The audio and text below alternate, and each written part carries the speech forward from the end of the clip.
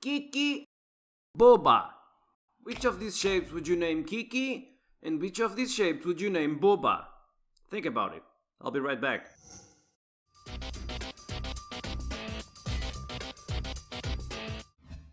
In 2001, a neuroscientist called V.S.Ramanchandran asked undergraduate students in college and Tamil speakers in India which of these shapes was Kiki and which of these shapes was Bouba. In both groups, 95 to 98% selected the curvy shape as Bouba and the spiky one as Kiki.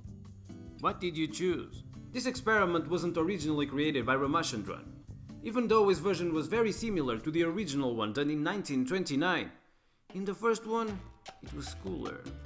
Wolfgang Kuhler, a German psychologist that tested people in Tenerife, Spain, with the same shapes but different words. Taquete, baluba. The consistency of results in this experiment is believed to be directly correlated with the perceptual phenomenon of synesthesia. Synesthesia happens when the stimulation of one of your senses causes an involuntary response from one or more of your other senses. A good example of this is when you hear a specific music and automatically remember playing GTA San Andreas. The year is 2006. You get back home from school and you don't feel like having lunch. So you drop your backpack on the floor, grab some snacks in the kitchen, and proceed to turn on your PlayStation 2. Life is good.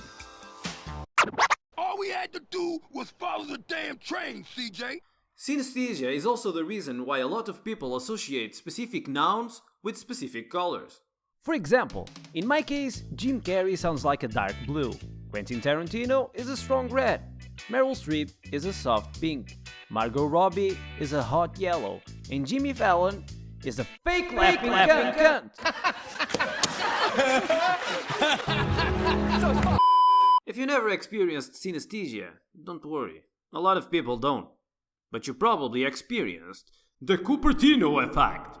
I don't really think it deserves the statue of effect, since it's just spell checkers trying to be your mother and substituting words like fuck with fudge or funyuns.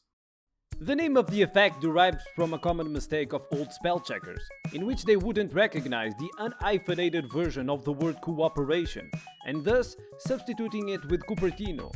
Cupertino is a small town in California that is many times referred as the home of Apple Inc. This kind of mistake seems harmless, but it becomes quite annoying when it happens in official documents. Like the South Asian Association for Regional Cupertino, or the presentation on African German Cupertino. There's examples of this with other words. In a publication of the Denver Post, the word Voldemort was substituted with voltimeter. The news agency Reuters substituted Mutahida Kwame movement with Muttonhead whale movement. Truth be told, the genuine culprit is not the spell checker, but in fact the person writing the document. A simple revision of the text could avoid these mistakes, and a lot of embarrassment actually, because these are avoidable mistakes. You just need to pay attention and replace the word, right? Well, what if you can't do that? In 1996, the nice people of Scunthorpe in North Lincolnshire, England, realized they couldn't register an account in AOL's mailing service.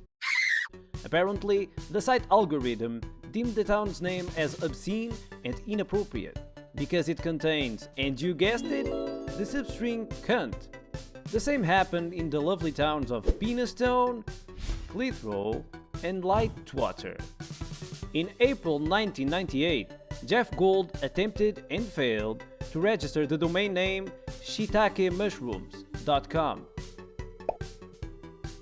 In 2000, the site of the Montreal urban community was shut down because of its offensive initials. No, not MUC. In French, please. Communauté urbaine de Montréal. Exactly. Nowadays, the algorithms are better, but words can still mess with us. In the wise words of Russell Brand, this is the difficulty with language. We communicate only through symbols, meaning attached arbitrarily. For instance, take the sentence, a fox rode a dragon wearing sunglasses. Who's wearing the sunglasses? The fox or the dragon? They probably both are because they are cruising through the sky at high speed. But as you can see, there's an inherent ambiguity in the sentence, because of the lack of context. If I said, wearing sunglasses, the fox rode the dragon, everyone would know that the fox has way more common sense. Words by themselves can also have multiple meanings. In the sentence, I'm in a theater play, where I play a young guy who likes to play video games. He's also kind of a player. The girls like him because he's a badass and doesn't play by the rules. the word play repeats itself several times, but never the meaning. If you try to replace it with synonyms, you will get a different result each time. Language is a wonderful tool that allows us to communicate different ideas with different people. But the harsh truth of reality is that once words come out of your mouth, they are no longer yours. They are subject of interpretation for everyone else. If I say, there used to be a lot of niggas in Ethiopia, not so much now, some of you might be shocked, but only for a second, until I explain that niggas used to be a royalty title, bared by ancient kings in Ethiopia. This will be everything for today. Stay cool and choose your words carefully. Bye-bye.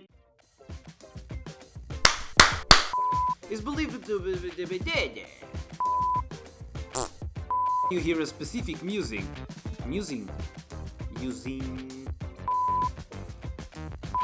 La la la la la la la la la. Algorithms.